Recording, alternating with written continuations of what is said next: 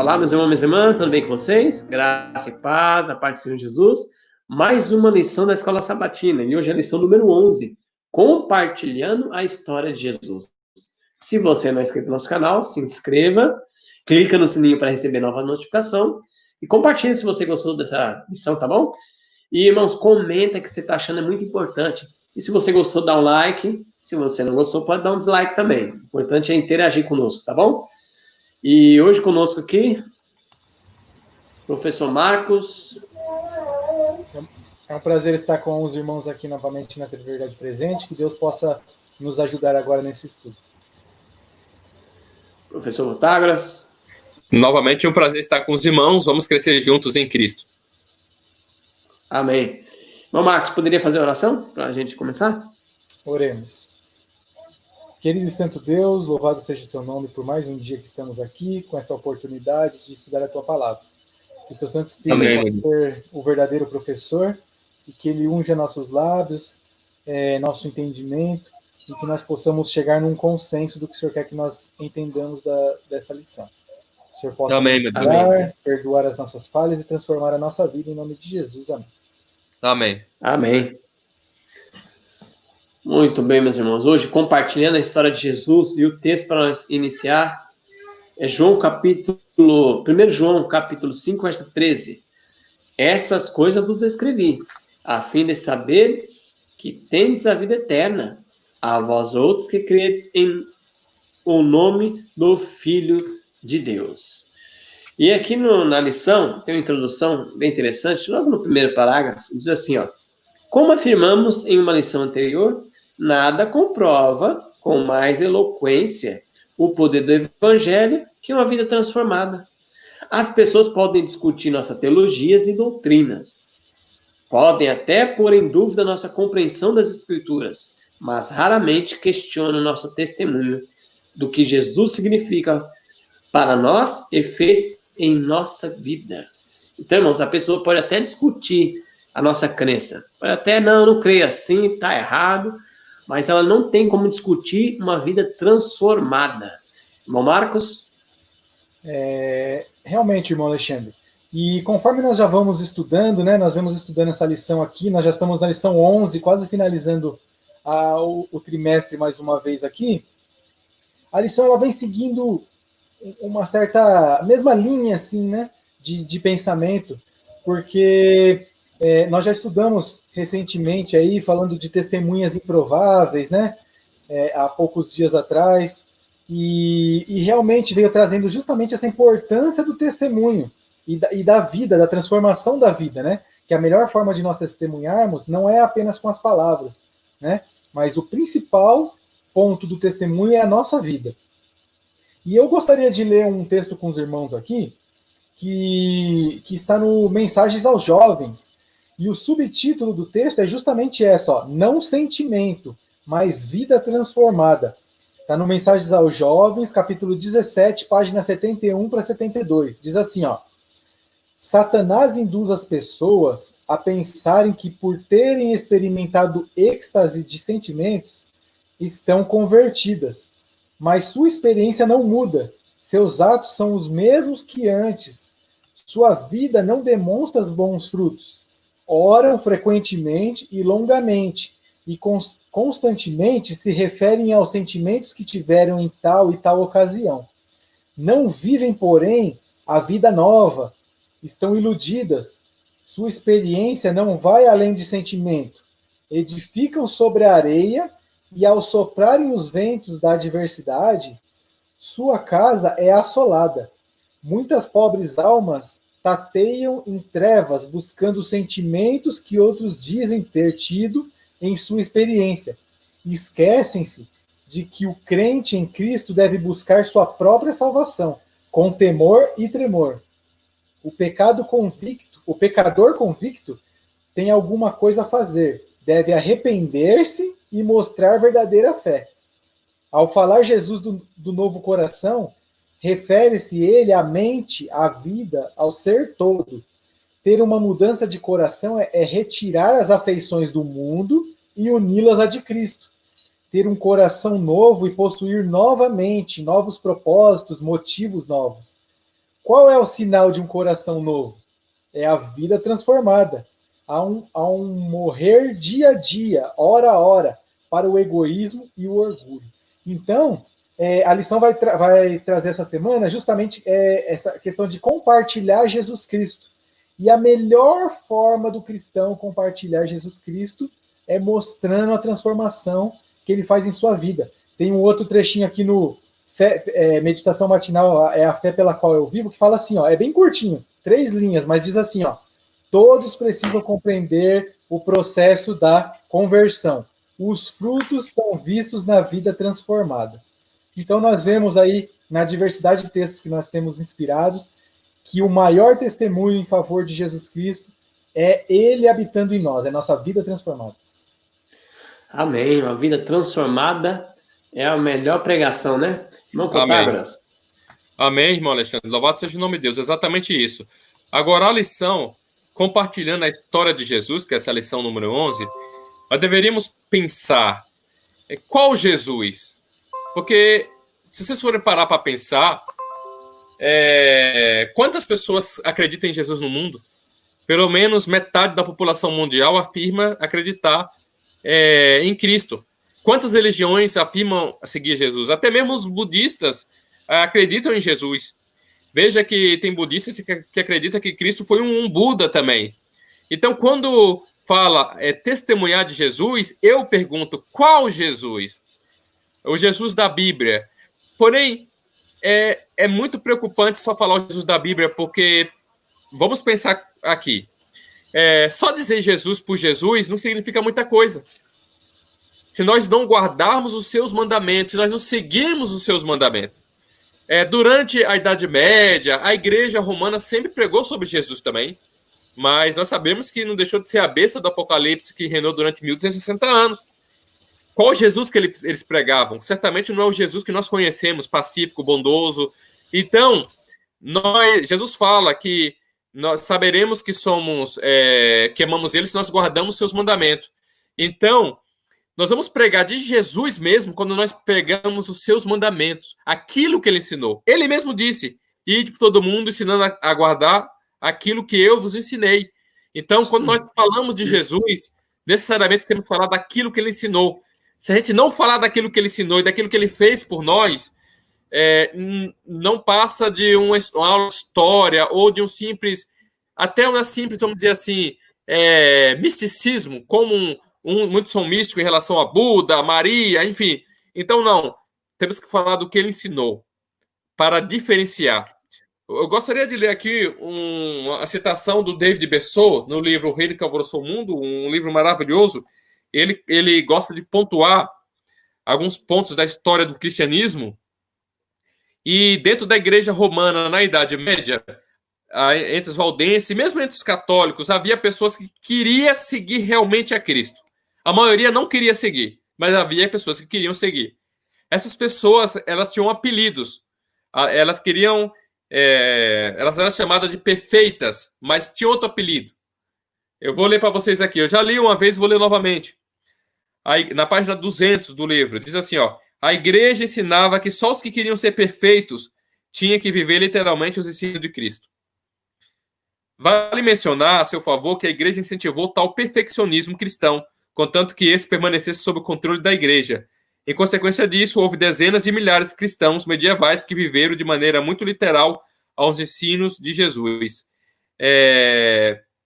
Então, esse texto, ele fala, e aqui mais embaixo ele fala que a Igreja Católica, ela relegou ao âmbito do perfeccionismo aquelas pessoas que queriam seguir literalmente o que Cristo ensinou. Ensinou aonde?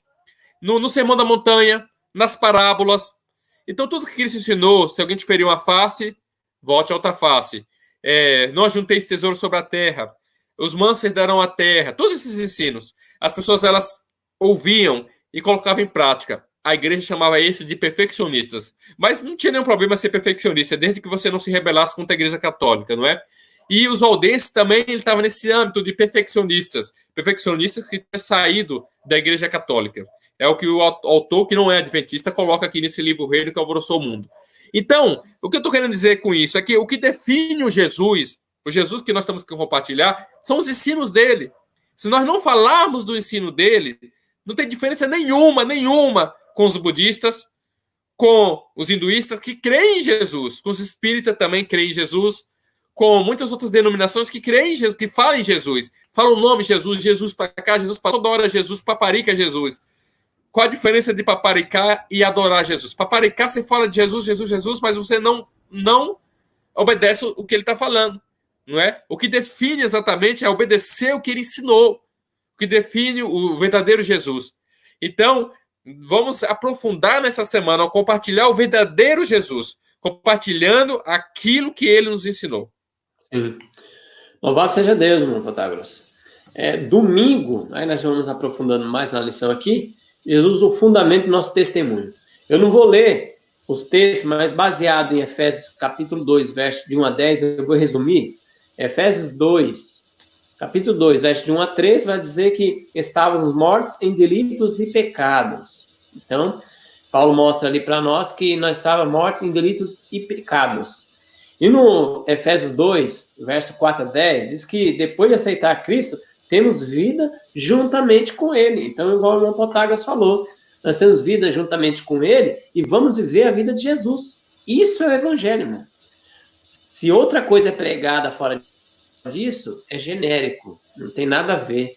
Então, fora com isso aí. Irmão Marcos. Irmão Alexandre, e aqui nessa lição de domingo, o fundamento do nosso testemunho, né?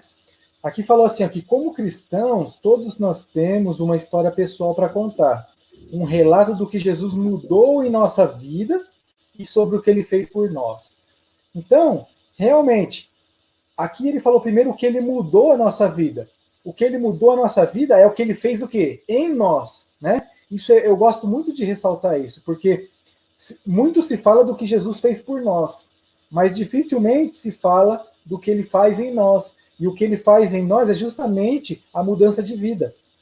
Em Efésios aí, esses primeiros do 1 a 3 aí que nós não lemos, mas o irmão comentou, aí ele cita o quê? É quando a natureza pecaminosa reinava.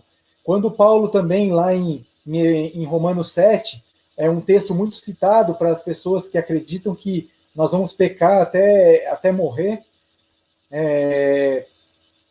Lá em Romanos 7, a história ali é de quem? De um homem que não tem a natureza espiritual, que ele vive apenas com a natureza carnal, que é aquela que a gente é inclinado, né? Que nós nascemos com ela.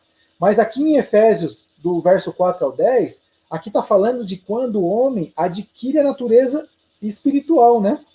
Ele se converte, ele conhece a Cristo, e aí ele começa a ter uma briga interna, uma luta interna. Tem as duas naturezas brigando.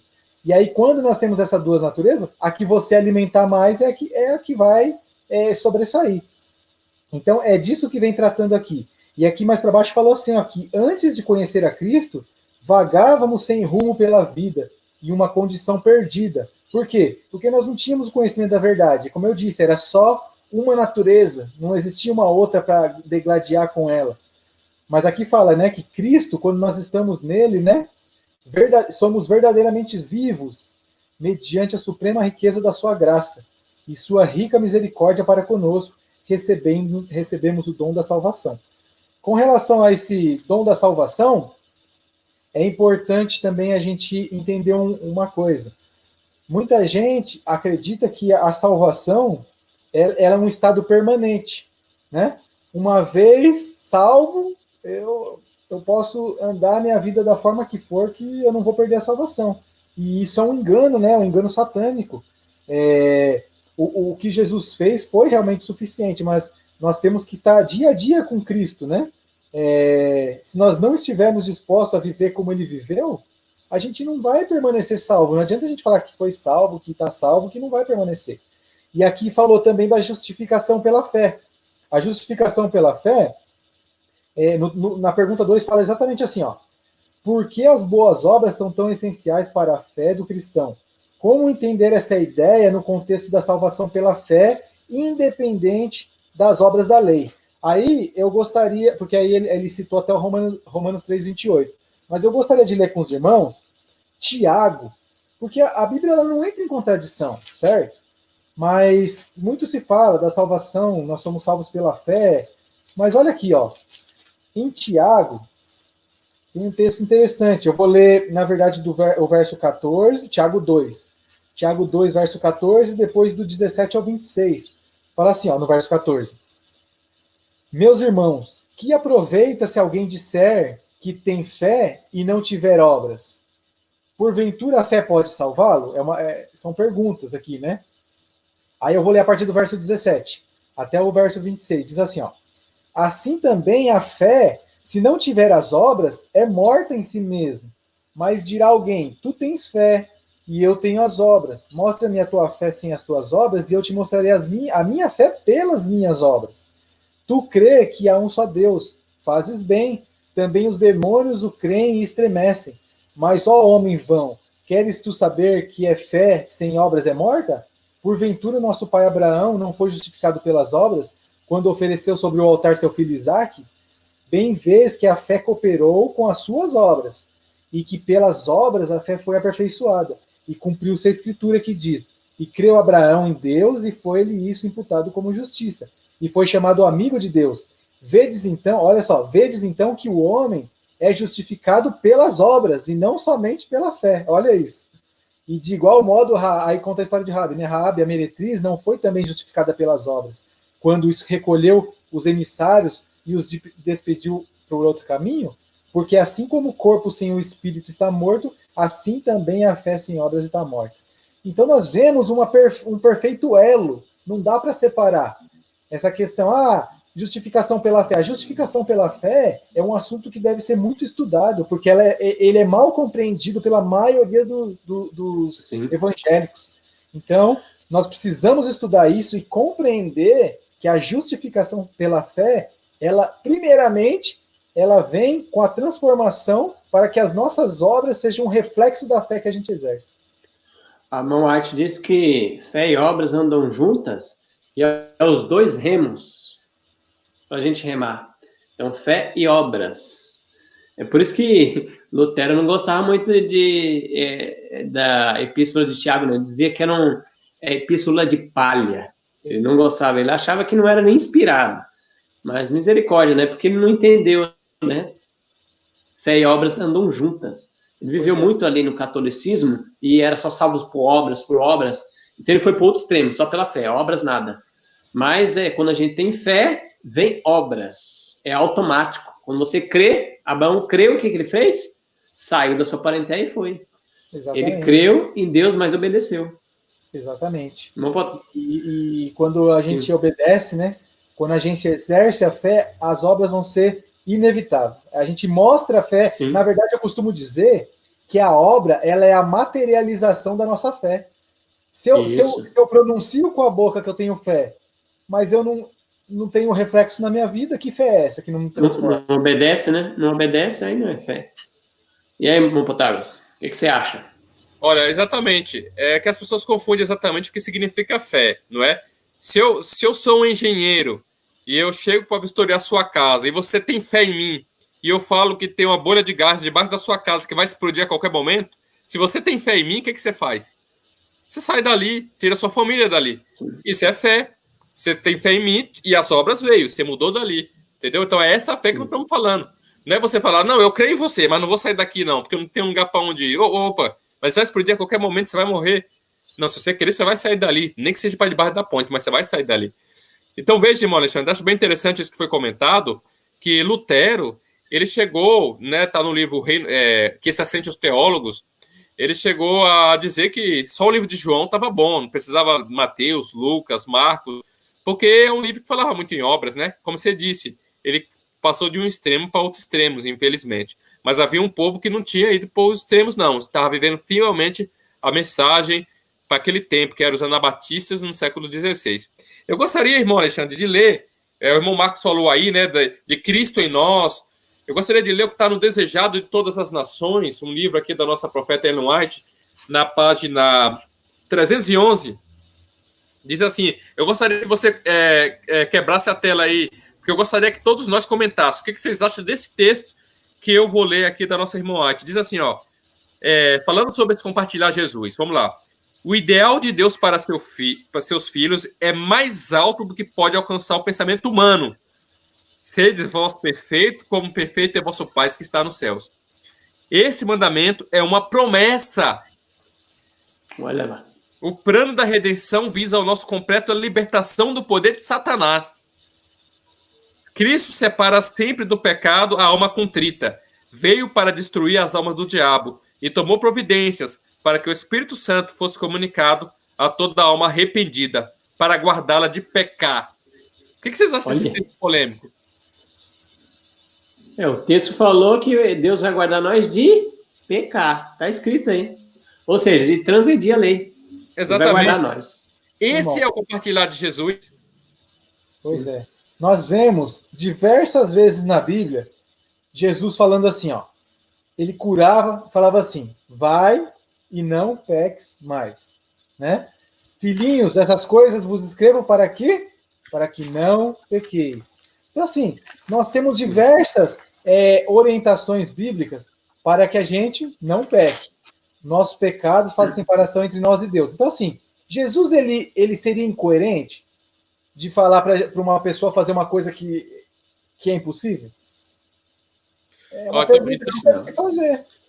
Com certeza. Ele até leu o texto e falou que é uma promessa. O texto falou que é uma promessa. Promessa, isso. Esse é o ponto. Antes de você falar, Protágoras, está baseado nesse texto aí, bate com a Bíblia, viu? Judas 24, ó. Ora, aquele que é poderoso para nos guardar de tropeço, que é pecar, e para vos apresentar com exultação imaculada, sem mácula, diante da glória de Deus. Então está baseado na Bíblia. Pode falar, Protágoras. Sim, isso que eu ia pontuar que você falou aí. Não é um mandamento só, é um mandamento com promessa. Significa que ele vai vir ao nosso alcance, não é? Então, isso deveríamos levar a gente a uma reflexão profunda. Como deve estar a nossa vida com Deus, não é? Como está nosso tempo com Deus. O ideal de Deus. Então, Deus tem um ideal para o seu povo. Você que é membro da Igreja Adventista do Sétimo Dia, você que quer compartilhar esse Jesus que a lição está falando, o ideal de Deus para você é esse aqui. Qualquer coisa que te falarem por aí está errado, contrário a isso aqui. Qualquer coisa que falar contrário a isso aqui está errado. O ideal de Deus para seus filhos... Ó, vou mudar aqui, ó. O ideal de Deus para os adventistas do sétimo dia é mais alto que pode alcançar o pensamento. Quando fala mais alto, às vezes a gente fala assim, Deus tem o melhor para você. Uma pessoa, por exemplo, irmão Alexandre, está namorando. Aí não está dando certo o namoro. O que a gente fala? Não, Deus quer o melhor para você. A pessoa pensa o quê? Então Deus quer um namorado ou uma namorada melhor. Se você está com um emprego, o emprego não está muito bom, e alguém fala, irmão, fica calmo que Deus quer o melhor para você. O que você pensa? Deus não quer esse emprego, ele quer o melhor emprego, que ganhe mais e trabalhe menos. Não é isso que a gente pensa? Mas aqui está dizendo que o alto, Deus pensa alto, né? Está dizendo que o ideal de Deus para o seu filho mais alto pode alcançar exatamente isso daí. É a vida santa, a vida consagrada. É a vida que Jó teve. É a vida de ser vingador de Deus. Isso é realmente uma alta vocação. Tem uma meditação da irmã White que chama Nossa Alta Vocação. Só o título já diz tudo, né? É uma alta vocação, um alto chamado. Né? Ser vingador de Deus, né? Ser testemunha de Deus. Irmão, essa coisa de Satanás. Se o irmão permite aqui, ó, porque o irmão Alexandre chegou a comentar que Lutero, ele falava assim, que ficava a epístola de Tiago, né, não servia e ficava só com João, né? Agora, falando disso daí, olha só o que fala aqui em 1 João. Diz assim, ó, é muito claro, eu fico pensando, como que as pessoas conseguem distorcer tanto a palavra de Deus a ponto de não acreditar numa coisa que está tão clara escrita? Olha o que fala aqui em 1 João 3. Fala assim, ó, é muito claro esse assunto. E qualquer que nele tenha essa esperança, purifica-se a si mesmo, como também ele é puro. Qualquer que pratica o pecado também transgride a lei, porque o pecado é a transgressão da lei. E bem sabeis que ele se manifestou para tirar os nossos pecados, e nele não há pecado. Qualquer que permanece nele não pratica pecado. Qualquer que permanece em pecado não o viu e nem o conheceu. Filhinhos, ninguém vos engane. Quem pratica justiça é justo, assim como ele é justo. Quem pratica o pecado é do diabo, porque o diabo peca desde o princípio. Para isto, o Filho de Deus se manifestou, para desfazer as obras do diabo. Qualquer que é nascido de Deus não permanece em pecado, porque a sua semente permanece nele e não pode pecar porque é nascido de Deus. Sim. Se não tem texto mais claro que esse, e as pessoas ainda continuam falando que não, que não vai, que vai pecar, que vai pecar. Tem irmãos que falam assim, mas a gente peca toda hora. Irmão, e o texto de Sofonias 3, que fala que o remanescente de Israel não cometerá iniquidade, nem proferirá mentira, e na sua boca não se achará língua enganosa, mas serão apacentados e deitar-se-ão, e não haverá quem os espante. São promessas. Isso daí, irmão Marcos. Isso que eu estou querendo dizer, irmão Marcos, qual é a diferença? Porque assim, muita gente fala de Cristo. Será que Cristo falou que o evangelho do reino, não é, chegaria nos 4 cantos do mundo? Será que já está se cumprindo? Muita gente fala, já sim, tem muitas igrejas, já no Japão, lá na China. Não está se cumprindo, estamos longe. Por quê? Porque o Cristo que nós estamos pregando tem que ser um Cristo que se materializa em nossa vida. Se não for um Cristo que se materializa dessa forma que a gente falou, de guardando seus mandamentos, dessa forma que nós estamos falando, então não passa de um Cristo místico. Quantas pessoas pregam Cristo místico por aí? O pessoal que prega o Maitreya, o Cristo cósmico. Digita aí no Google, Cristo cósmico. Tem pessoas aí do novo movimento místico pregando Cristo também. Então, tem que haver uma diferença. Tem que ter alguma coisa que seja de muro de diferença entre nós e eles. E exatamente a vida consagrada. Então, essas são as diferenças, isso que nós estamos lendo aqui. Entendeu? E então nós devemos viver, pedir para Cristo, Senhor, transforma a minha vida, transforma o meu caráter para me andar nos seus caminhos. Agora eu gostaria de ler outro texto aqui, irmão. Não, pode deixar a tela cheia mesmo, pode deixar a tela, que a gente já pode debater. Olha só, o ideal do caráter cristão, está na página 311, na mesma página que eu li esse primeiro. O ideal do caráter cristão é a semelhança com Cristo. Como o Filho do Homem foi perfeito em sua vida, assim deve ser seu seguidor ser perfeito na sua. Jesus foi em todas as coisas feito semelhante a seus irmãos. Olha que texto polêmico, irmão Alexandre. Jesus foi em todas as coisas feito semelhante a seus irmãos. Tornou-se carne da mesma maneira que nós. Eita! Ai, rapaz. Será que a mão arte errou aí? Ela está dizendo. Porque a gente tem que fazer umas análises para a gente entender o texto como completo, não só essa parte. Ela está falando que nós temos o dever de obedecer, porque se ele conseguiu, nós conseguimos. Ele teve a mesma carne que nós. E isso que ela está dizendo. Sim. Então, se ela cresce diferente, ela não poderia ter usado esse texto. Ela não poderia ter falado dessa maneira. Ela está querendo dizer que nós temos que obedecer. Porque se ele com a mesma carne que nós obedeceu, nós também conseguimos. Basicamente o que ela está querendo dizer é isso. Está na página 311. Então, o ideal do caráter cristão é a semelhança com Cristo. Como o Filho do Homem foi perfeito em sua vida, assim deve seu seguidor ser perfeito na sua. Jesus foi em todas as coisas feito semelhante aos seus irmãos. Tornou-se carne, da mesma maneira que nós. Mas, Protágoras, vou jogar uma polêmica aí para você. Mas semelhante não é igual, Protágoras. Semelhante é parecido, viu? Não, irmão, é só você ler o contexto. O contexto mata isso daí. O contexto mata. Olha só, quando fala, ela começa dizendo que nós devemos ter o caráter igual ao de Cristo, né? Porque ele conseguiu. Então ela não poderia. Então a gente não poderia ser exatamente ter essa vitória completa, não é? Se ele não tivesse tido a mesma carne. Basicamente é isso. Então isso aí é balela, não é? É balela. E quando fala semelhante, na Bíblia, homoiomas, né? Da mesma forma. E tem outros textos que falam assim, e Jesus era semelhante ao Pai. Bom, então ele não era Deus. Se semelhante não é igual, então ele não era Deus. Sim. Então temos que ficar bem atento, né? Exatamente. Então, assim, isso daí é desculpa. É só você olhar o contexto claramente. Ela está falando ali de que nós podemos obedecer, como ele obedeceu. Claro, então, com certeza. O mesmo poder que foi otorgado a Jesus pode ser otorgado a nós também. O mesmo poder. Oração, comunhão com o Pai, o Espírito Santo, né? Sim, então, pode ser Deus.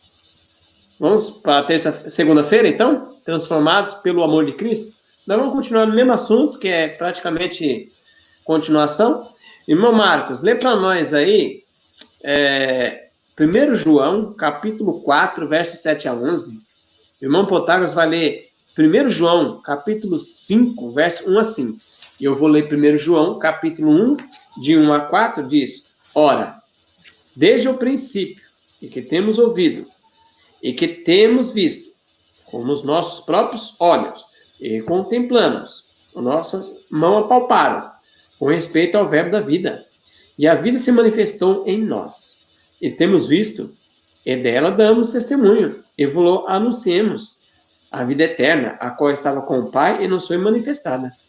E que temos visto e ouvido, anunciamos também a vós outros, para que vós igualmente mantenhais comunhão conosco. Ora, nossa comunhão é com o Pai e com seu Filho Jesus Cristo. Essas coisas, pois, vos escrevemos, para a nossa alegria seja completa. E 1 João 3:1 diz: Vede que grande amor nos tem concedido o Pai, a ponto de sermos chamados filhos de Deus. E de fato somos filhos de Deus. Por essa razão o mundo não nos conhece, porquanto não o conhece a Ele mesmo. Irmão Marcos? 1 João 4, 7 a 11. Amados, amemo-nos uns aos outros, porque o amor é de Deus. E qualquer que ama é nascido de Deus e conhece a Deus. Aquele que não ama não conhece a Deus, porque Deus é amor. Nisso se manifestou o amor de Deus para conosco, que Deus enviou seu Filho unigênito ao mundo, para que por ele vivamos. Nisso está o amor, não em que nós tenhamos amado a Deus, mas em que ele nos amou a nós, e enviou seu Filho para a propiciação pelos pecados. Amados, se Deus assim nos amou, também nós devemos amar uns aos outros. Vamos botar agora? Sim. 1 João 5, do 1 ao 5, diz assim: Todo aquele que crê que Jesus é o Cristo é nascido de Deus, e todo aquele que ama ao que o gerou, ama também ao que dele é nascido. Nisso conhecemos que amamos os filhos de Deus, se amamos a Deus e guardamos seus mandamentos. Porque este é o amor de Deus, que guardemos seus mandamentos, e os seus mandamentos não são penosos. Porque todo o que é nascido de Deus vence o mundo, e esta é a vitória que vence o mundo, a nossa fé. Quem é o que vence o mundo, senão aquele que crê que Jesus é o Filho de Deus?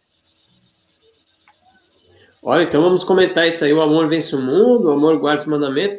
Então vamos comentar, irmãos, até para explicar aí, transformado pelo amor, porque existe uma ideia dentro da igreja cristã que amor é passar a mão na cabeça de todo, você pode transgredir, que Deus ama você, vai te salvar do mesmo jeito. O que é amor, irmãos?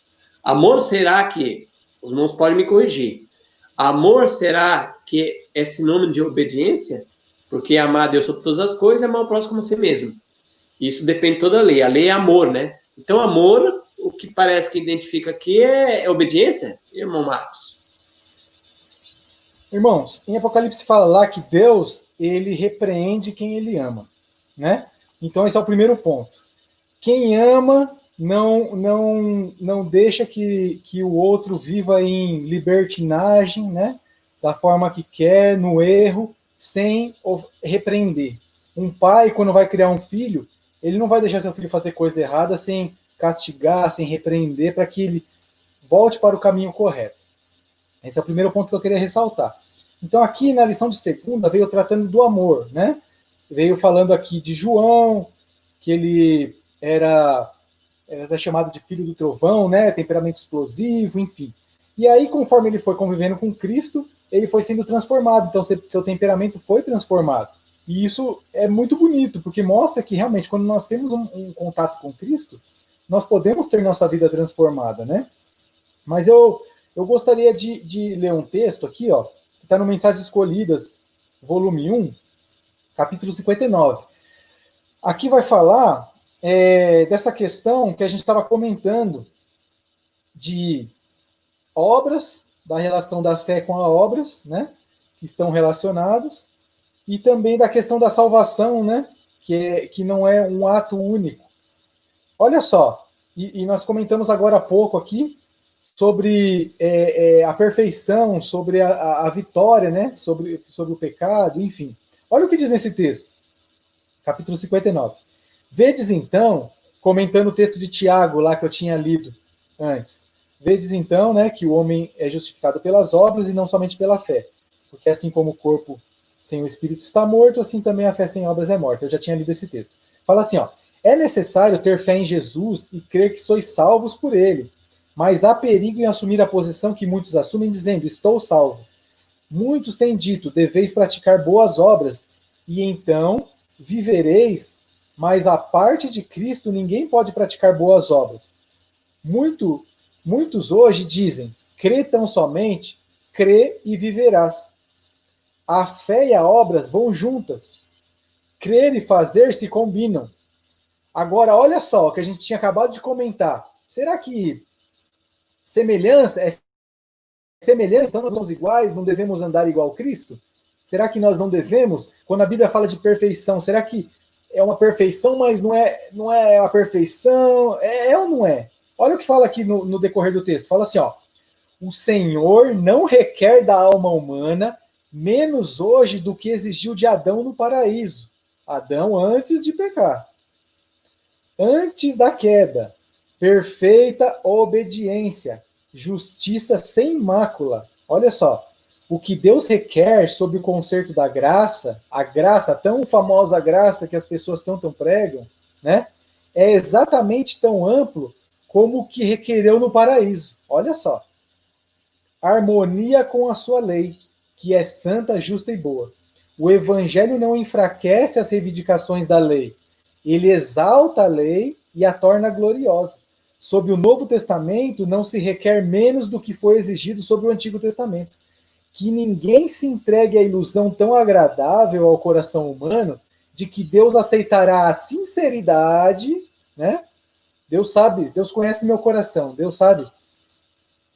Não importa qual seja a fé, não importa quão imperfeita seja a vida, Deus requer de seu filho obediência perfeita. Irmãos, esse texto aqui é um texto muito claro com relação a esse assunto. Nós precisamos ter a mesma obediência que foi exigida de Adão antes da queda. Olha, ou seja, qual obediência foi essa? perfeito. O que o texto concluiu: obediência perfeita. E eu gostaria também de fazer um comentário antes de passar por irmão Protágoras. A lição aqui, ó, ela tem a pergunta 3, e aí embaixo tem um texto que eu achei um tanto curioso, porque ele fala assim, ó, falando ainda do amor, né? Ele fala assim, ó: o maior testemunho do cristianismo é uma vida transformada. Ótimo, é isso mesmo. Aí ele fala assim, ó: isso não significa que jamais cometeremos erros, nem que seremos em todos os momentos os condutos de amor e graça que devemos ser. Fica um pouco estranho.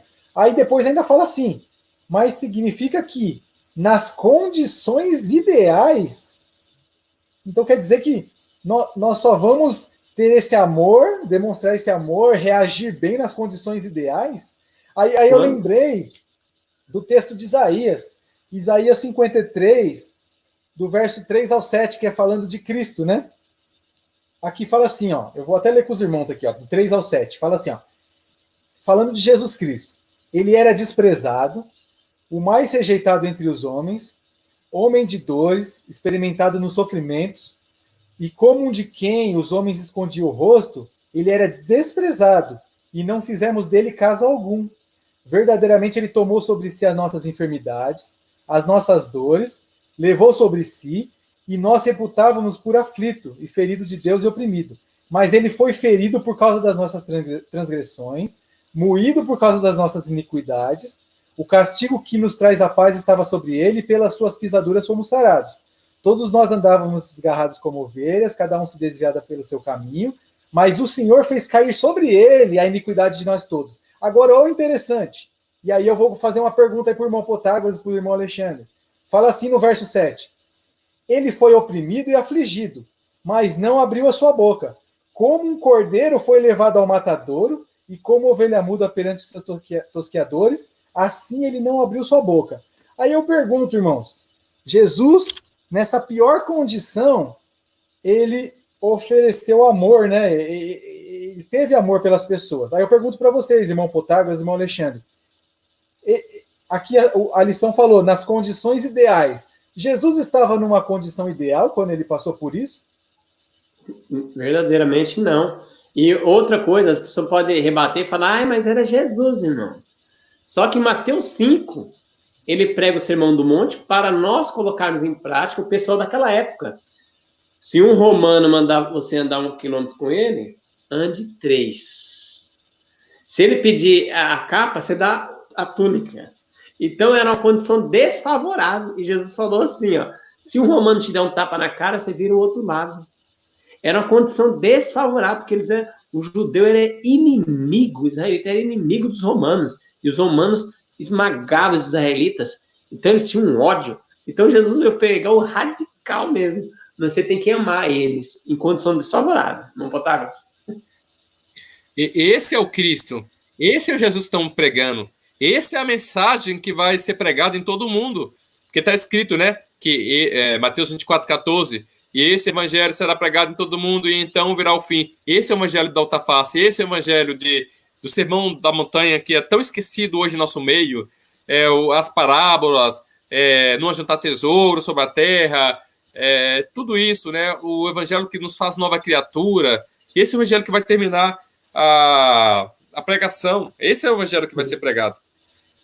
Eu gostaria de ler, irmão Alexandre, para complementar.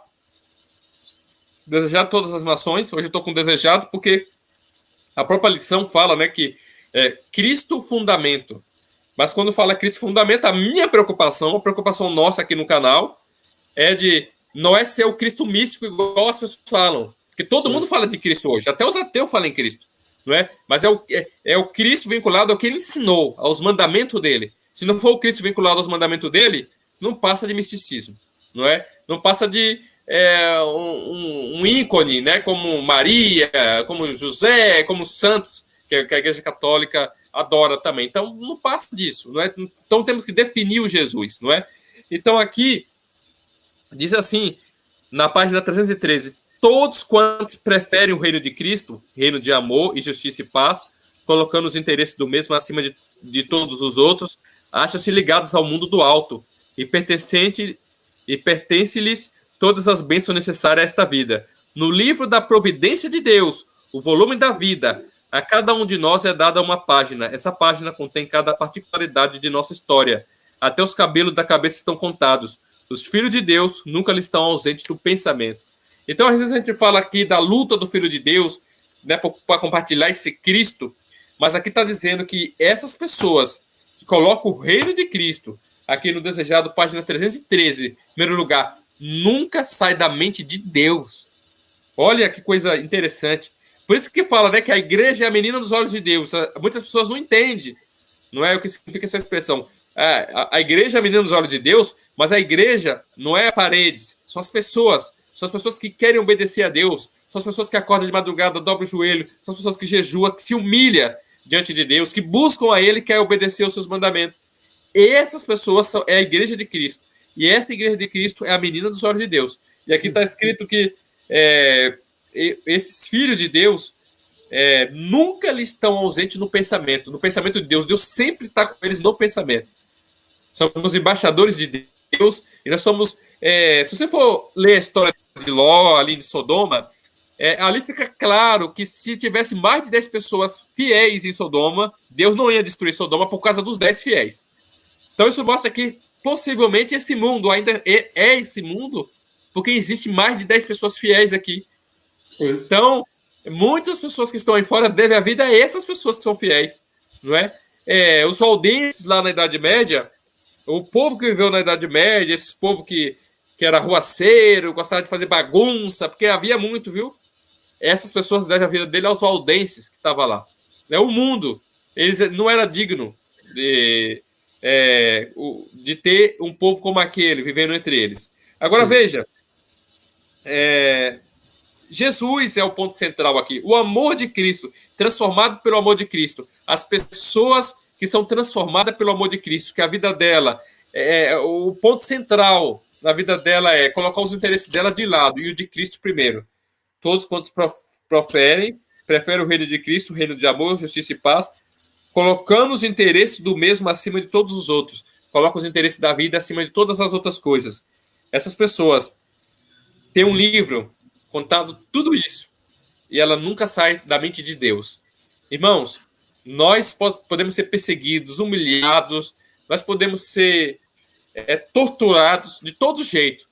Se nós somos fiéis, nós somos mais que vencedores, nós somos objeto de estudo para outros planetas, não é? Diz a profeta. Amém. Então eles estudam a gente. Eu fico falando assim, né, que às vezes as pessoas assistem aí a Copa do Mundo e ela vê aquele jogador que fez um monte de gol e é o herói. Quando ele chega no país, ele é o herói. Olha, se os outros mundos assistem nós, as pessoas que são fiéis a Deus, mesmo em situações extremas, como a gente falou aí de Cristo, elas vão ser tidas como herói. Olha, ela obedeceu. E está escrito, venceu pelo sangue do Cordeiro, né? Ou seja, Cristo abriu o caminho para que houvesse essa vitória. E nós vamos ser tidos como heróis. Heróis, verdadeiro heroísmo, obedecer a Deus. Então, amém. E é interessante isso que o Marcos falou. Isso realmente, Marcos, é para a gente discutir mesmo. Por quê? Será que Cristo falou que se alguém vos negar, se alguém me negar diante dos homens, eu negarei diante do Pai. Então, mas ele falou assim, em qualquer circunstância, até debaixo de tortura. Você está sendo torturado. Nega Cristo. Vale a mesma coisa. Porque o poder ele dá para ser fiel.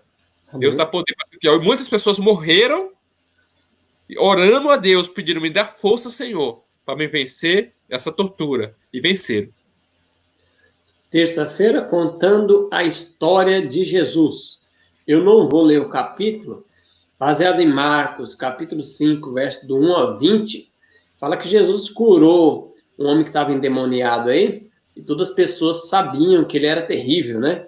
E ele foi curado a mente, corpo e o espiritual.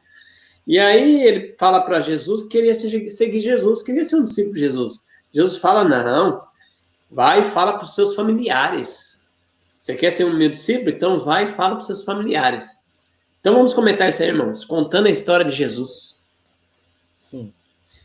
Irmão, aqui como já foi citado, né? Fala a história do demoniado lá. Inclusive, também nós citamos esse exemplo, esse mesmo exemplo foi citado lá na lição que nós conversamos aqui sobre as testemunhas improváveis, né? O endemoniado era uma dessas testemunhas improváveis. Foi lá na lição 2, acho que, se eu não me engano, foi na lição 2 desse trimestre. Agora, o que me chamou a atenção nessa história? No final das contas, os irmãos já conhecem a história. Mas, no final das contas, Jesus curou o endemoniado, saiu os demônios, foram para os porcos lá, eles se jogaram lá, morreram, ok. E aí foram contar o que tinham visto lá na cidade, o que tinha acontecido. E aí o povo da cidade veio ver. Quando chegaram lá, que viram aquela situação, né, de que os demônios saíram da pessoa ali, e ela foi restabelecida, a sua vida ali foi restaurada, e aí eles foram para os porcos, eles morreram lá no mar, as pessoas, em vez de focarem no milagre que Jesus fez, né, na transformação daquele ali, que é uma pessoa que era praticamente impossível, né, de ter uma libertação, é uma pessoa que estava condenada, que iria ser destruída ali, as pessoas focaram no fato dos demônios ir para o porco, e o porco cair lá e morrer. Aí eu fico pensando, será que hoje, no nosso meio, as pessoas também não estão, em vez de focar nos milagres que Jesus prometeu fazer na nossa vida, será que elas não estão focando na impossibilidade? Eu fico lembrando da história de Noé, né? Na história de Noé foi a mesma coisa. O livro Patriarcas e Profetas, ele fala lá que quando Deus pediu para Noé construir a arca, que cada martelada dele era uma pregação, e aí ele falou, vai chover. As pessoas nunca tinham visto chuva. E aí elas falaram, como assim, Noé, vai chover? E aí fala lá que eles zombavam de Noé, né? Criticavam, enfim, escarneciam de Noé. Eu nunca vi chuva, como que eu vou acreditar que vai chover? Você tá louco, né? E hoje parece que acontece a mesma coisa. Nós temos promessas na Bíblia que vai haver uma geração ali que que não vai pecar, que vai reivindicar o caráter de Cristo, que vai viver à vista de um Deus santo, como a palavra de Deus fala, sem intercessor, né? Não vai poder cometer pecado porque não vai ter quem interceda por ela. E aí a gente fala que acredita nisso, e as pessoas, da mesma forma, Eclesiastes 1:9, né? Não é da luz do sol. Então, assim, da mesma forma que faziam com Noé, hoje fazem com aqueles que creem na vitória sobre o pecado, né? Então, eu fico pensando, o que é de uma vida espiritual de uma pessoa que não crê que pode alcançar a vitória? Para que eu estou na igreja? Para que eu estou na igreja se eu não creio nisso, que é o básico de todo cristão, é uma vida transformada? Então, hoje nós vemos as mesmas dificuldades que sempre teve. Aqui, ó, nesse episódio, as pessoas não focaram no milagre que Jesus fez na vida dele, mas focaram nas impossibilidades. Com Noé, não focaram no que Deus alertou ali de juízo, mas focaram nas impossibilidades. Com o povo que vai viver na última geração, as pessoas não focam nas promessas, como nós já lemos aqui, de uma vida sem pecado, de uma vida santa. Elas focam no quê? Você conhece alguém que vive sem pecado? Eu não conheço. E é isso. Eu nunca vi ninguém não pecar, então eu creio que todos vão pecar até a morte. Então isso é muito triste, irmão. Isso é muito lamentável. Que a gente possa se apegar mais nas promessas de Deus, e independente de nós não termos visto isso ainda com nossos olhos, mas como Jesus mesmo disse na sua palavra, né? Bem-aventurado aquele que não viu, mas creu. Sim. Exatamente, irmão Marcos. Inclusive, isso que você falou me faz lembrar que as pessoas ela tá focando na impossibilidade do homem. Quando nós olhamos para a nossa vida hoje, quando nós olhamos para a nossa situação até como igreja, a gente vê que realmente não parece que não vai haver uma geração como essa, não. Eu lembro que eu li no Grande Conflito que a irmã Ati fala que vai haver um revivamento parecido com o que houve no Pentecoste, né? Ela fala que haverá e Satanás vai tentar estorvar essa obra, não é? Então, como não existem possibilidades para Deus? O anjo Gabriel disse isso para Maria, quando apareceu para Maria. Para Deus não há impossibilidades. Quando falou que a mãe de João Batista, Isabel, estava grávida de João Batista, porque ela já era idosa e ela era estéril. E o anjo fala assim, que não existe para Deus impossibilidades. Então, esse Deus vai fazer isso, vai pegar a escória da humanidade, a pior geração, a mais corrompida, e vai transformar essa geração em geração santa, não é? Então, eu creio nessa mensagem.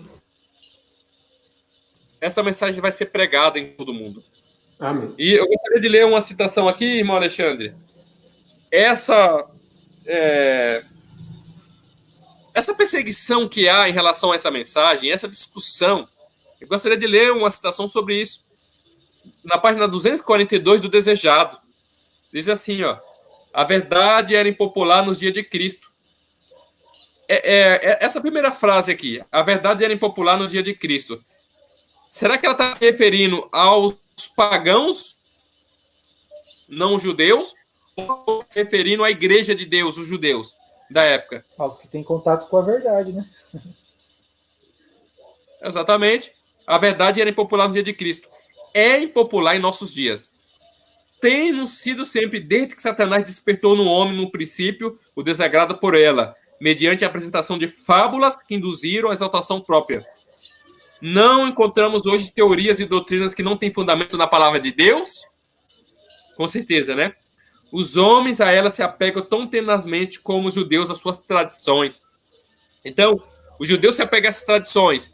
Hoje, nós somos os judeus de hoje. Nós somos o povo de Deus. Nós somos os judeus de hoje. E muitas das vezes nós pegamos as nossas tradições também.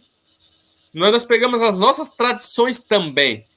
Uma vez eu ouvi um pregador falando sobre bateria na música, e aí um irmão comentou, falou, não, a nossa igreja sempre gravou com bateria. Ou seja, a tradição, né? Se apega a tradição, se apega... muitos irmãos amam a igreja, mas amam a igreja, como o irmão Silverino fala, né? Amor ao templo, né? Amor às paredes, casa do Senhor, porque às vezes ela é filho, ela é neto, bisneto de adventista, terceira, quarta geração. Então ela fala, não, eu sou adventista, nasci adventista. Só que não tem identidade, não vive a mensagem, não é? Então, tá igual está escrito nesse texto aqui. A verdade é impopular nessas pessoas. E quando alguém prega, soa aos ouvidos dessa pessoa que aquilo é uma doutrina nova, uma doutrina estranha. Eu já vi muita gente dizer isso. O que vocês estão pregando é doutrina nova, doutrina estranha. O quê? O que eu estou pregando é o adventismo histórico. É aquilo que Deus nos revelou ao longo da história. Se alguém está errado, somos nós hoje, não eles lá atrás. Que Deus nos ajude a testemunhar verdadeiramente a Cristo em nossas vidas. Amém. Vamos lá para quarta-feira. Testemunhando com segurança. Irmão Marcos pode ler para nós Hebreus capítulo 10, versos 19 a 22. O irmão Potágio vai ler 1 Coríntios, capítulo 15, versos 1 e 2. E eu vou ler 1 João, capítulo 5, verso 11 a 13. Diz assim: E o testemunho é este, que Deus nos deu a vida eterna, e essa vida está no seu Filho. Aquele que tem o Filho tem a vida. Aquele que não tem o Filho não tem a vida. Essas coisas vos escrevi, a fim de saberes que tendes a vida eterna. A vós outros que credes em nome do Filho de Deus. Hebreus 10, 19 a 22. Tenho, pois, irmãos, ousadia para entrar no santuário pelo sangue de Jesus, pelo novo e vivo caminho que ele nos consagrou, pelo véu, isto é, pela sua carne, e tendo um grande sacerdote sobre a casa de Deus. Amém. 1 Coríntios, no capítulo 15, verso 1 ao 2. Ora, eu vos lembro, irmãos, o evangelho que já vos anunciei, o qual também recebeste, e no qual perseverais, pelo qual também sois salvos, se é que o conservais tal como vos anunciei. Se não é que cresce em vão. Então, irmãos, vamos comentar isso aí. Como eu posso testemunhar com segurança? Como é que eu posso testemunhar com segurança? Irmãos, para iniciar aqui esse comentário, eu gostaria de focar num ponto que é assim, ó. A lição veio falando praticamente aqui da certeza da salvação. Isso é um assunto um tanto complicado, porque eu já cansei de ver pessoas chegando na igreja e fazendo aquela famosa pergunta capciosa: quem aqui está salvo? Aí alguns irmãos levantam a mão, outros ficam mais tímidos, e geralmente o pregador que costuma fazer esse tipo de pergunta, ele já vai com o intuito de que as pessoas levantem a mão. Não, você tem que ter certeza da sua salvação. Irmãos, eu gostaria de esclarecer um pouco esse ponto. Tem um texto aqui, ó, que está em Mensagens Escolhidas, volume 1. Olha só o que diz. Jamais devemos repousar num estado de satisfação e deixar de fazer progresso dizendo, eu estou salvo. Se é entretida esta ideia, deixem de existir os motivos para a vigilância e oração, o esforço sincero em seguir para a frente, rumo nas realizações mais elevadas. Nenhuma língua santificada será encontrada pronunciando essas palavras, antes que venha Cristo, e entremos pelas portas da cidade de Deus. Então, com a maior propriedade, poderemos dar glórias a Deus e ao Cordeiro pelo livramento eterno. Enquanto o homem estiver carregado de fraquezas, pois por si mesmo não pode salvar a alma, não deve nunca se atrever a dizer, estou salvo. E aqui continua ainda, ó.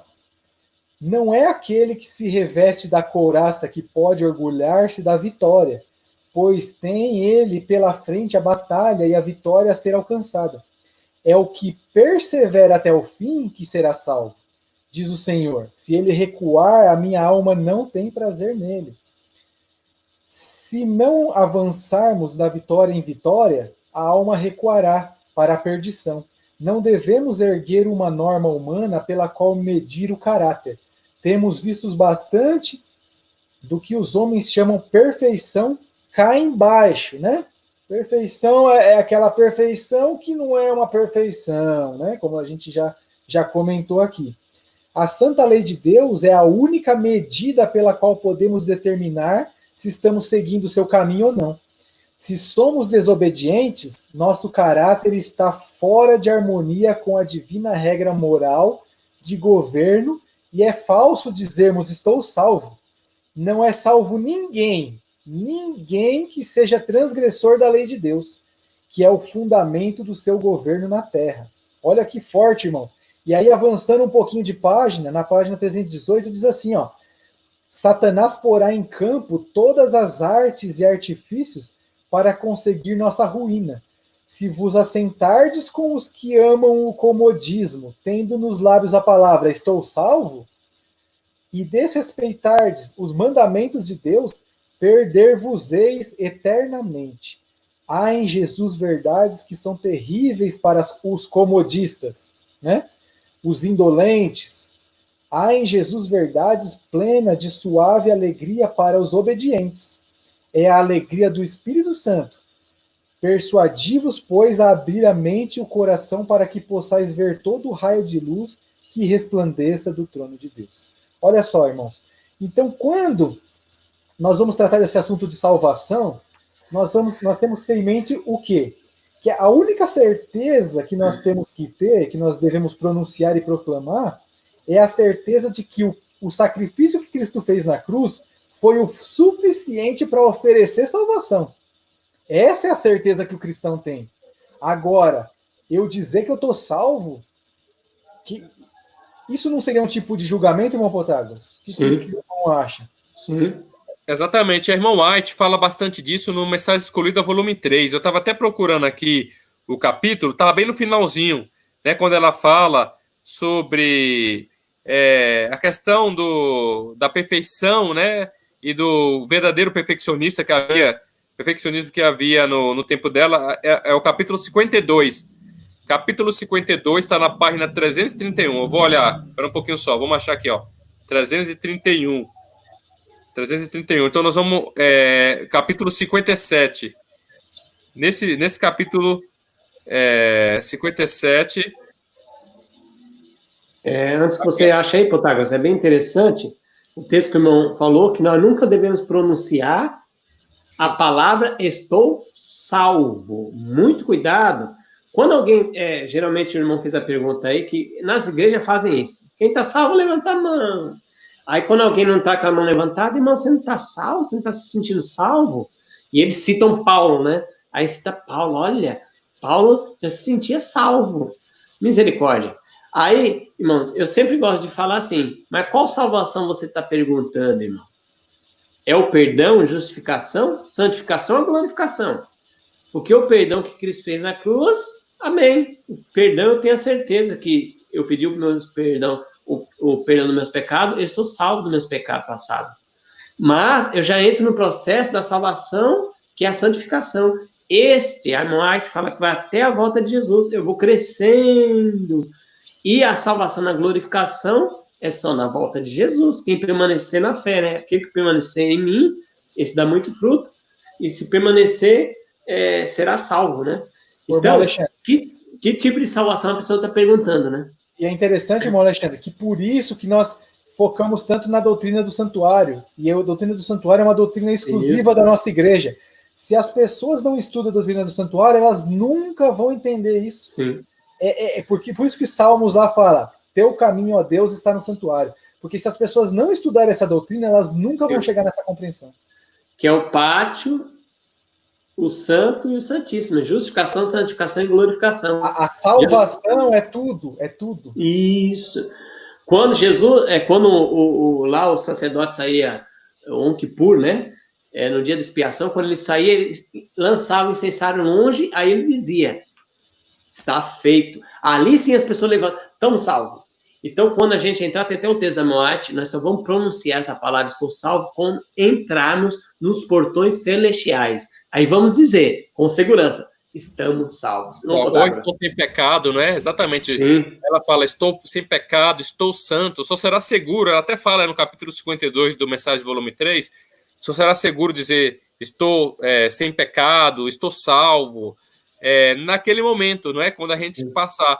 Não quer dizer que antes nós não tenhamos vencido o pecado, mas nós mesmos não podemos falar isso. Nós mesmos, Deus pode, se ele quiser, escrever e dizer, como ele fez com Jó, por exemplo, não é? Mas nós mesmos não podemos falar isso, não é? Então, basicamente, irmão Alexandre, o que a gente está discutindo aqui é essa segurança. A gente não é segurança de achar o rato salvo. Não é essa segurança. Mas segurança de um relacionamento com Cristo. De tudo aquilo, toda essa experiência que nós temos com Cristo. Cristo nunca ter falhado conosco. Não é? Uma pessoa que tem uma vida espiritual em profundidade, com oração, jejum, comunhão, madrugadas. Essa pessoa, ela tem a segurança de que Cristo está com ela. Que ela ora, Deus atende. Quantas orações eu já fiz e Deus atendeu na hora? Então, essa segurança eu tenho que ele vai... Aquelas que ele não me atendeu na hora, tem um porquê. Então, é essa pregação de segurança que nós deveríamos estar fazendo, não é? É a segurança que os mártires tiveram. Muitos deles viveram uma vida de extrema pobreza, mas eles confiavam, é uma confiança tão ingênua, mas uma confiança, assim, profunda, né? Eu gosto de falar daqueles livros, o livro Evangelista Acorrentados, é um grupo de cristãos que foram presos porque estudavam a Bíblia, né? Eles confiavam plenamente em Jesus. E mesmo eles sendo torturados no porão de um castelo, eles falavam, será, meu Deus, que eu não tenho alguma coisa ainda errada dentro de mim para confessar ao Senhor? Então, é uma humildade cristã muito grande, não é? Então, essa é a mensagem que vai abalar o mundo. Essa é a mensagem que vai ser pregada, não é? Isso é ter o caráter semelhante a de Cristo. Não é? Então, essa mensagem abalou o século XVI e a Europa, não é? Está adormecida, precisa acordar, ela precisa ser reavivada. Por isso nós estamos falando de reavamento, não é? Reavamento e reforma. Então, esse é o Cristo que vamos pregar.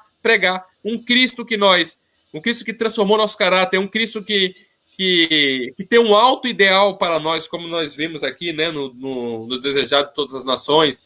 É um Cristo que nos dá uma vida com prazer. Eu estava vendo esses dias aí no YouTube uma coisa que me deixou assim pensativo.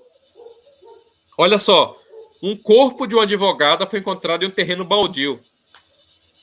Ela estava enterrada a 3 metros de profundidade. Irmão, coisa muito triste, muito feia fizeram com ela. Aí depois eu estava lendo uma melhor reportagem, dizia assim, ó, ela mesma escolheu o lugar do enterro. Eu falei, ué, como? Ela foi morta, assassinada, ela mesma escolheu o lugar onde foi enterrada, como assim? Aí quando eu fui ver, não, ela estava com depressão, ela não via mais razão de viver, ela queria se matar e ela não conseguia. Então ela foi no morro, procurou alguém, contratou alguém para matar ela, e aí o cara perguntou, onde você quer ser enterrada? Aí ela foi, levou ela num terreno baldio e mostrou que era ali. Aí tudo bem, então eles foram lá, cavaram o buraco, no dia marcado ela foi, entrou lá dentro e mandou ele atirar. Ele atirou e ele enterrou. Falou, gente, mas que história! As pessoas aí fora estão totalmente longe de Jesus, não tem razão de viver. E é uma pessoa estudada, advogada, não é? Enfim, então eu fico pensando, realmente, parece surreal uma coisa dessa. Não é? Eu já ouvi falar de tantas histórias, a história dessa é surreal. Não é? Mas veja como as pessoas fora estão vazias, estão procurando, estão buscando uma razão de viver. Então, nós temos uma razão de viver que é Jesus. E essa razão tem que ser profunda em nossas vidas, não é? E essa razão profunda que nós vamos pregar para as outras pessoas. Que é isso que a lição está falando. Testemunhar para as outras pessoas. Pregar para as outras pessoas. O mundo está esperando. Nós temos uma dívida. Uma dívida com a mensagem verdadeira. De pregar uma mensagem verdadeira para que o mundo se converta. Muitas pessoas não se converteram ainda porque a nossa mensagem ainda tem sido muito vazia. Sim. Vamos lá na quinta-feira agora. Vale a pena testemunhar sobre Cristo. Vale a pena, irmãos. Vale a pena. Irmão Marcos, lê para nós aí João 14, verso 27.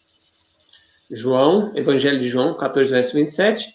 Irmão Protágoras vai ler 1 Coríntios 1, verso 30. Eu vou ler João 1, 12. João 1, 12 diz assim, mas a todos quanto receberam, deu-lhe o poder de serem feitos filhos de Deus, a saber, aos que creem no seu nome. E agora João 10, 10, eu vou ler João 10, 10 também, para complementar. João 10, 10 diz assim, O ladrão vem somente para roubar, matar, destruir. Eu vim para que tenham vida e tenham em abundância. Vamos lá, irmão Marcos? 14:27. Deixo-vos a paz, a minha paz vos dou. Não vou lá dou como o mundo a dá. Não se turbe o vosso coração, nem se atemorize. Vamos para Douglas? 1 Coríntios 1, verso 30. Mas vós sois dele, em Cristo Jesus, o qual para nós foi feito por Deus sabedoria e justiça, e santificação e redenção. Olha aí, olha o evangelho aí. Justificação, santificação e glorificação. Agora, para nós entrar na quinta, irmãos, vale a pena testemunhar sobre Cristo? Eu quero fazer uma pergunta, os irmãos podem comentar. Qual sacrifício você foi chamado a fazer por causa de Cristo? O que aprendeu com sua experiência? Ela poderia se tornar uma bênção para os outros? Então, a sua vida deve testemunhar para as outras pessoas. O que você fez de sacrifício para mostrar para as pessoas? O que você teve que perder para ganhar o espiritual? Bom, Marcos. A palavra de Deus, o próprio Cristo, ele falou assim para os seus discípulos e para nós, né? Essa fala se estende a nós. Fala assim, que aquele que quiser ganhar a vida, ele vai perder, na verdade, aqui, né? Então, a vida do cristão, ela vai é sacrifício atrás de sacrifício. Tudo, nada, nós somos inclinados para gostar das coisas que o mundo oferece. E a palavra de Deus diz que o príncipe desse mundo é quem? É Satanás. Então, Satanás, ele nos enche de presentes, de embrulhos, coisas, né, que chamam a atenção. E nós somos inclinados para aceitar isso. Agora, sacrifício, para mim, é tudo que a gente vai abandonar em nome de Cristo. Essa lição, ela começou muito bem aqui, ó, nos 2 primeiros parágrafos. Ela cita um texto fantástico, que é Gálatas 2, né, que fala, ó, já estou crucificado com Cristo, já não sou eu mais quem vivo, mas Cristo vive em mim, né? E esse viver que agora eu tenho na carne, eu vivo pela fé no Filho de Deus, o qual me amou e se entregou a si mesmo por mim. Ou seja, é um texto lindo, fantástico, é até uma Bíblia melódica. Aí o próximo parágrafo também foi muito bom, fala assim, ó, há sacrifícios quando aceitamos a Cristo, há coisas que ele nos pede que abandonemos. Jesus deixou claro o compromisso que seria necessário para segui-lo. Se alguém quer vir após mim, a si mesmo se negue dia a dia e toma a sua cruz e me siga. Então Jesus já falou que aqueles que quisessem seguir ele iam ter que o quê? Tomar a sua cruz. Ou seja, não vai ser fácil. Aí falou aqui, ó, a morte de cruz é dolorosa. Quando rendemos a vida às reivindicações de Cristo, e o velho homem lá, né, que Paulo prega, do pecado, é crucificado. Olha só, o homem do pecado, ele é crucificado. Romanos 6,6. E esse processo é dolorido, ele dói, né? Às vezes é doloroso desistir de desejos acariciados e hábitos duradouros, mas a recompensa supera em muito a dor. E eu queria fazer um adendo aqui. A lição veio falando que a recompensa supera a dor. Mas que recompensa está se referindo aqui? Está se referindo a uma recompensa material? Será que está se referindo à promessa lá de que nós vamos andar nas ruas de ouro, né? Será que é esse tipo de recompensa? Porque eu entendo, irmãos, que a principal motivação que o cristão deve ter para obedecer, viver com sacrifícios, né? Abnegando as coisas do mundo, é reivindicar o caráter de Deus. Porque lá no céu houve uma acusação. E Deus está no banco dos réus hoje. E nós aqui, a humanidade, ela é quem está praticamente definindo e mostrando se Deus tinha razão ou não. E qual que é a acusação? A acusação é que Deus é tirano, que Deus ele faz uma lei que é impossível cumprir. E aí Deus vem lá, manda Jesus Cristo, né? Aqui nessa terra, Jesus Cristo vem, vive aqui como nós, na mesma carne que nós vivemos, né? Porém, sem pecar. Isso é o Evangelho, irmão. Isso é o Evangelho. E qual que é o nosso papel em resposta a isso? Nós devemos seguir os passos de Jesus. Viver aqui num mundo corrompido, com todos os ataques de Satanás, mas viver no poder de Cristo. Isso é importante ressaltar, porque aqui a lição, depois no próximo parágrafo, vem falando que testemunhos poderosos que têm um impacto transformador na vida das pessoas se concentram no que Cristo fez por nós, não no que temos abandonado por ele. De certa forma, irmãos, para aqueles que, como o jovem rico é um exemplo disso, o jovem rico, ele guardava os mandamentos, ele guardava a lei, mas faltava o quê? O amor de Cristo, ele reconhecer que Cristo é quem o ajudava. Então é isso que faltava.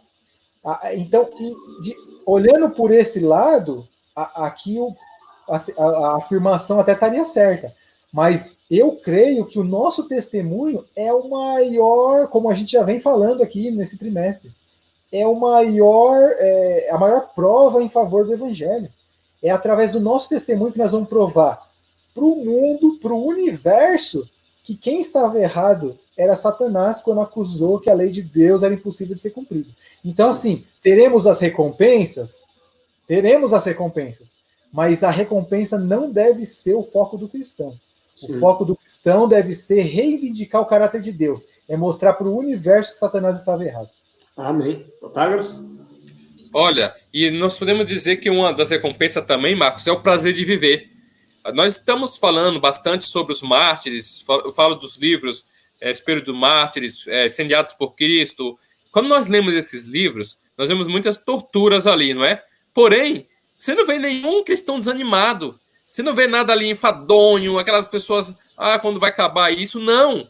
Elas tinham prazer de viver. Nunca vi cristãos tão animados. Vocês já leram esses livros. O Alexandre já leu, o Marcos já leu. Eles eram animados.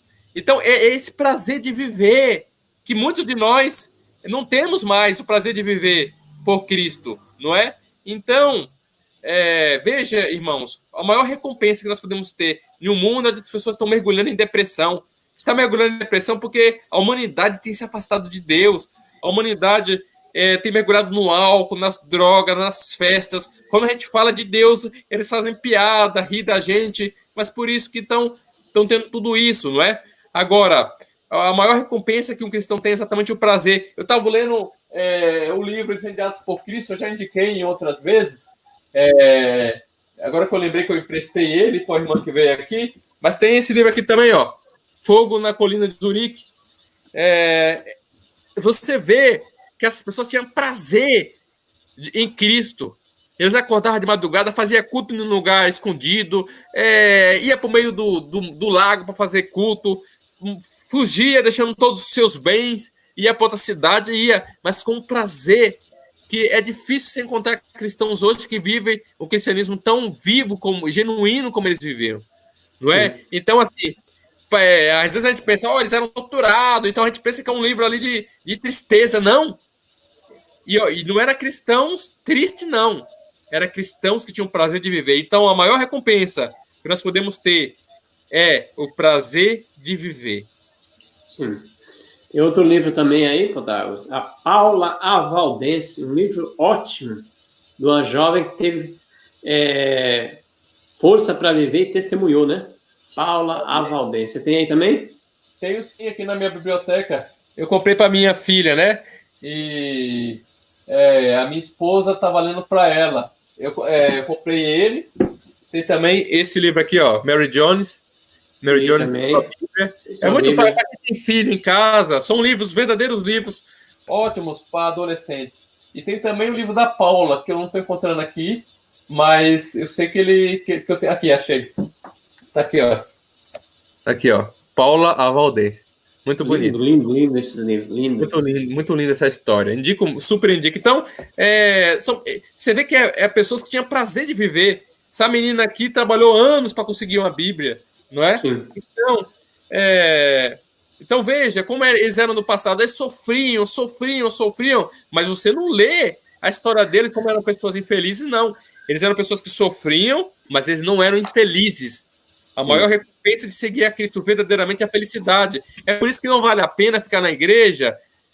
Segue só algumas coisas, não precisa ser extremista. São pessoas frustradas. Nós acabamos criando um cristianismo frustrado. Um cristianismo de pessoas que não sabem o que quer verdadeiramente. Sim. Vou ler um texto aqui para nós terminarmos, irmãos. Na sexta-feira, eu vou ler o segundo parágrafo do texto, que está no Desejado Todas as Nações, página 347. O Protágoras está com esse livro aí. Nossa confissão da sua fidelidade é o meio escolhido pelo céu para revelar Cristo ao mundo. Nossa confissão de fidelidade. Devemos reconhecer sua graça como foi revelada aos santos do passado. Mas o que será mais eficaz é o testemunho da nossa própria experiência. Somos testemunhas de Deus ao revelar em nós mesmos a atuação de um poder que é divino. Cada indivíduo tem uma vida diferente de todos os outros, uma experiência que difere essencialmente das demais. Deus deseja que nosso louvor suba a Ele com a marca da nossa própria individualidade.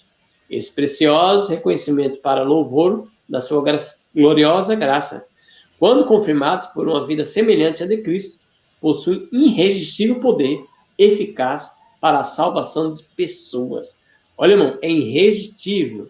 Quando uma pessoa está vivendo a vida de Cristo, é eficaz para a salvação. Bom, Marcos, nossas considerações finais? Bom, irmãos, é como a gente já vem falando, né? É o foco no testemunho. Precisamos testemunhar, precisamos viver o evangelho, porque o mundo já está cansado de palavras, de pessoas falando, né? E não testemunhando. Então, assim, o que nós percebemos é que muitos querem a glória que Cristo oferece. Muitos querem as casas e as ruas de ouro, focam muito nisso. Mas poucos querem, estão dispostos a pegar sua cruz, tomar a cruz e seguir, sabe? Então é isso que está faltando. Pessoas dispostas a tomar a cruz, a viver em abnegação, a sujeição à vontade de Deus. Então que isso não se cumpra na nossa vida, que nós possamos ser pessoas dispostas a reivindicar o caráter de Cristo. E amém. Como Jó, né, que ele falou lá, ainda que ele me mate, nele eu confiarei. Louvado seja Deus. Amém. Não Protágoras? Olha, exatamente isso aí, irmão Marcos. O mundo está cheio de palavras já. Existem pessoas bem instruídas, não é? No meio acadêmico. Eu tenho amigos que têm mestrado, ocupam posições altas, né? Cargos públicos, não é? Em Brasília, inclusive.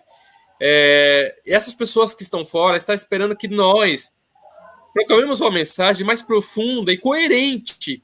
Não só uma religião, uma igreja, não é? Esses argumentos que a gente usa não vai muito longe. Que a igreja é o único objeto, não sei o quê. As pessoas elas falam, não, essa igreja é verdadeira. E esse argumento só por si só não vai forte, porque serve só entre a gente, não é? Agora, nós devemos verdadeiramente ser a igreja verdadeira, uma igreja com poder. No nosso serviço, temos que ser pessoas que dão alta face, temos que ser pessoas que andam segundo a milha, temos que ser a pessoa que ora, que perdoa, temos que ser a pessoa que é calma, pacífica, mansa, no nosso serviço, na nossa casa, na escola. As pessoas têm que olhar e ver, essa pessoa é um cristão, essa pessoa é uma cristã, podemos confiar nele, essa pessoa é diferente. Quando nós abrimos a boca para falar disso, as pessoas podem até não acreditar que nós estamos falando, mas ela vai respeitar a nossa vida cristã. Basicamente é isso. O evangelho é exatamente isso. Pregar Cristo é isso. Sermão cristocêntrico é isso. As pessoas falam, o sermão de vocês não são cristocêntricos. Como não? O sermão cristocêntrico não é toda hora ficar paparicando Jesus. Sermão cristocêntrico é falar daquilo que ele ensinou, da vida que ele falou, não é? Então tem que haver arrependimento. Tem um episódio no livro de Lucas que as pessoas perguntam assim, Cristo fala assim, que uma ponte tinha caído em cima de umas pessoas. E Cristo fala, vocês pensam que essas pessoas eram mais pecadoras do que as outras? Mas eu digo que se vocês não se arrependerem, de igual modo perecereis. Cristo falou exatamente assim. Então, a mesma coisa é para nós, o mesmo apelo é para nós. Se nós não se arrependermos do nosso pecado, de igual maneira, nós pereceremos. Sim. Louvado seja Deus, irmãos. Que Deus abençoe a cada um, aqueles irmãos que estão nos assistindo. Compartilhe essa mensagem, né? Essa lição número 11. E esperamos você aqui na lição número 12. Mensagem que vale a pena compartilhar. É a próxima lição que nós vamos estar estudando, que é das 3 mensagens angélicas, que é a última mensagem de advertência ao mundo. Olha que bênção, irmãos. Então, se você não é inscrito no nosso canal, se inscreva. Deixa seu dedão aí, dá um like para ajudar nosso canal, para nosso canal ser visto aí pelos irmãos. E também clica no sininho para receber novas notificações e comenta, irmãos. é muito interessante você comentar aí, você colocar texto aí embaixo nos comentários, um texto que a gente não colocou, para ajudar os irmãos que estão assistindo, tá bom? Que Deus abençoe, irmão. Protágoras, poderia fazer a oração? Claro. Vamos lá. Santo Criador que habita nos céus, em nome de Jesus, queremos, Senhor, que o Senhor possa fazer germinar em nossos corações a mensagem que nós estudamos. Amém. Ajuda, Senhor, em nome de Jesus, que nós possamos ter novas criaturas. Ajuda que nós podemos refletir a Cristo nesse mundo que está indo de mal a pior. Em nome de Jesus, ajude, meu Deus, que o teu povo seja igual a esse povo que nós falamos aqui, os valdenses, Amém. os anabatistas, pessoas que amavam a mensagem e viviam pela mensagem. Eles eram capazes de abandonar tudo por essa mensagem que eles amavam. Que nós estamos, meu Deus, na rabeira do cristianismo. Nos ajude. E nós possamos levar essa mensagem ao mundo. É o que nós pedimos e agradecemos em nome de Jesus. Amém. Amém, Deus. Amém.